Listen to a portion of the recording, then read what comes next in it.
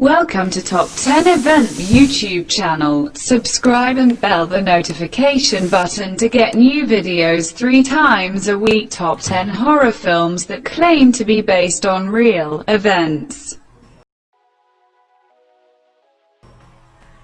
Number 10. A Nightmare on Elm Street. Yet, but something is coming to get them. There's something out there, isn't there? In 1984, the film A Nightmare on Elm Street was released. The film, which features the iconic villain Freddy Krueger, who hunts the children of Elm Street and slaughters them in their dreams, is eerie enough on its own, but hearing there might be some truth to this urban legend was almost too much. The real events, while creepy, are not as inspired as the claw-handed killer the film depicts.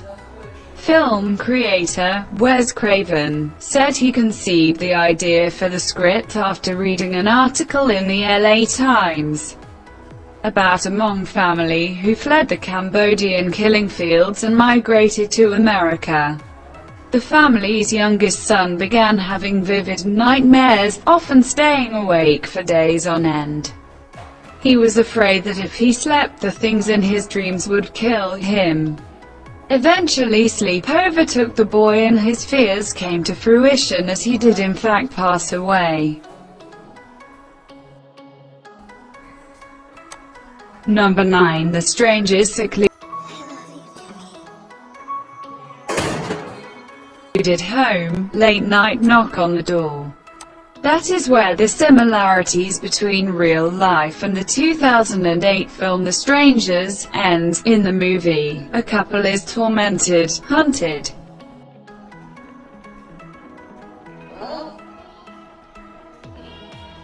and eventually, spoilers, murdered by a group of doll-faced killer. According to the trailer, it was based on true events. This is a good example of how far imagination can take one with just the seed of an idea. Brian Bertino, the writer of the film, said he came up with the script based off a childhood memory. He said his family home sat out on a street far from his closest neighbor. One night, while his parents were out, someone knocked on their door.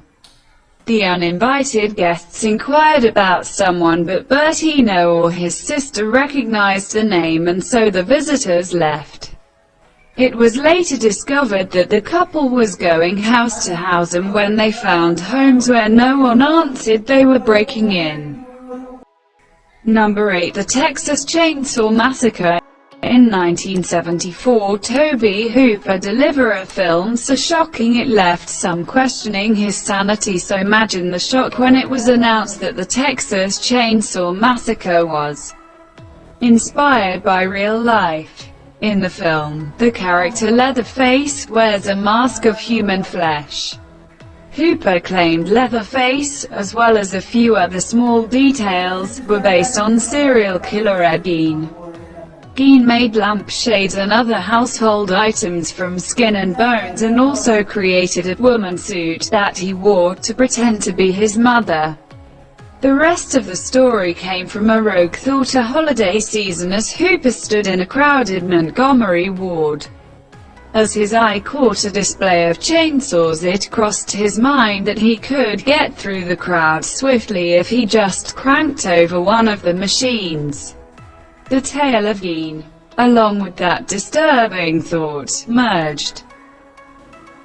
Number 7. Return of the Living Dead. In the dark of the night, something strange. In 1968, the film Night of the Living Dead would forever change the way we saw zombies, creating a new genre that years later is still going strong. Return of the Living Dead came from a disagreement between George Romero and John Russo on how to handle sequels to the Night of the Living Dead franchise. Are they saying zombies are real? There are 2 stories why this message graces the screen. The first is more fun, although likely nothing more than urban legend. It says a chemical truck spilled in a graveyard and As they were hauling away contaminated soil, they uncovered a grave where a body was found to be moving. The real reason is more Hollywood than Halloween.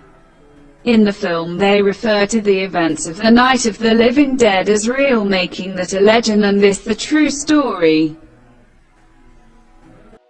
Number 6. Poltergeist.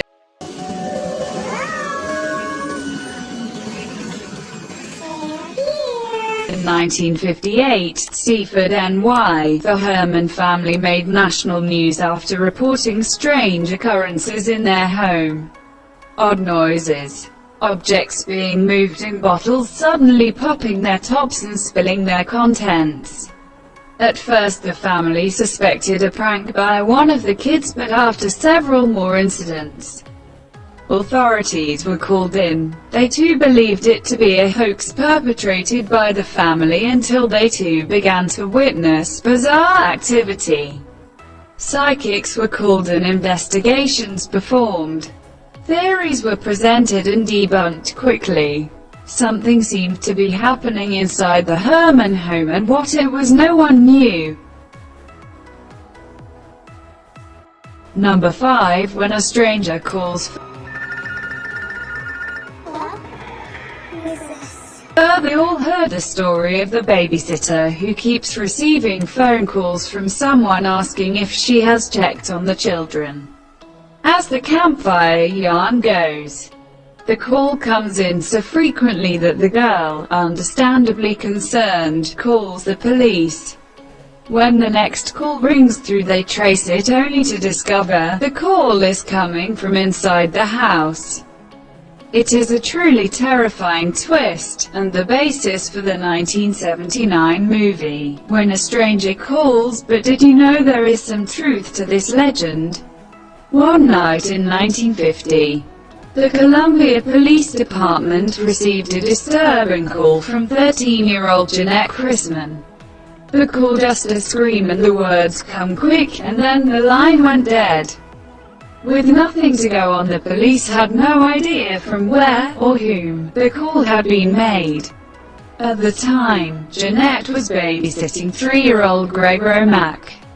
When Greg's parents returned home, they found Jeanette's body. She had been assaulted, beaten and strangled to death.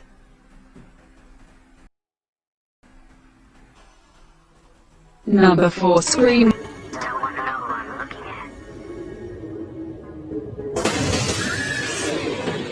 The 1996 film Scream was not only influenced by a true-to-life serial killer, but also the aforementioned When a Stranger Calls.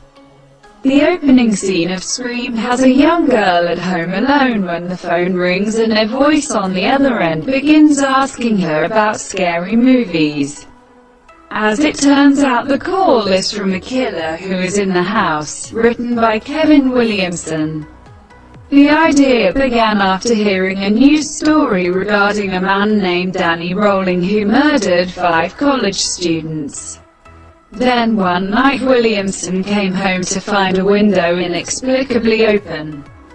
That planted a seed, and he penned an 18-page short story that would later form the foundation for the film.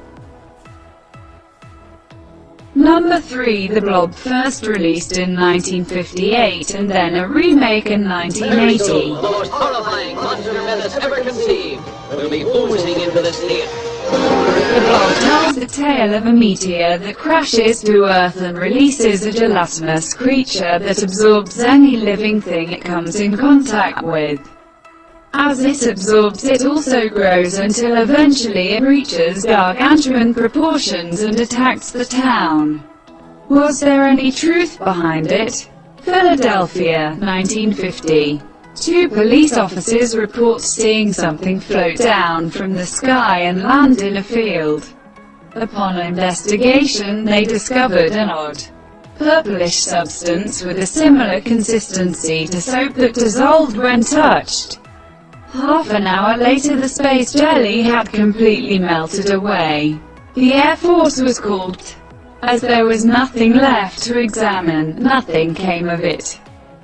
Still, the idea was out there, and it worked the foundation for the story written by Kay Lineker and Theodore Simonson.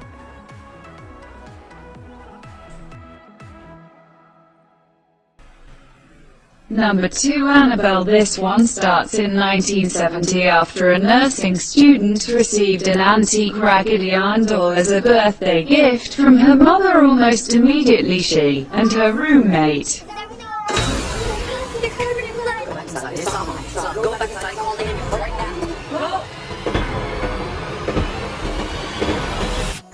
noticed odd things happening in their apartment. They would find the doll in different positions than what they left it, and odd, cryptic notes began to appear with messages like, "Help me." A psychic was called, and informed them that the doll was possessed by a young girl named Annabelle. Scratches began to appear on them, reports of blood oozing from the doll, and one even claimed they were attacked. They examined the doll and determined that the spirit was actually demonic in nature. Part of the actual story of Annabelle made their way into the 2013 film The Conjuring, although the style of doll was changed.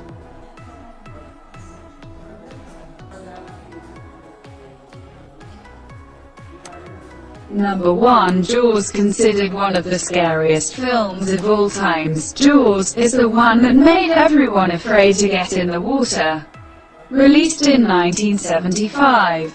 The movie is actually adapted from the novel written by Peter Benchley. Jaws tells the tale of a 25-foot great white shark that goes on a man-eating spree in the tourist town of Amity over a 4th of July weekend.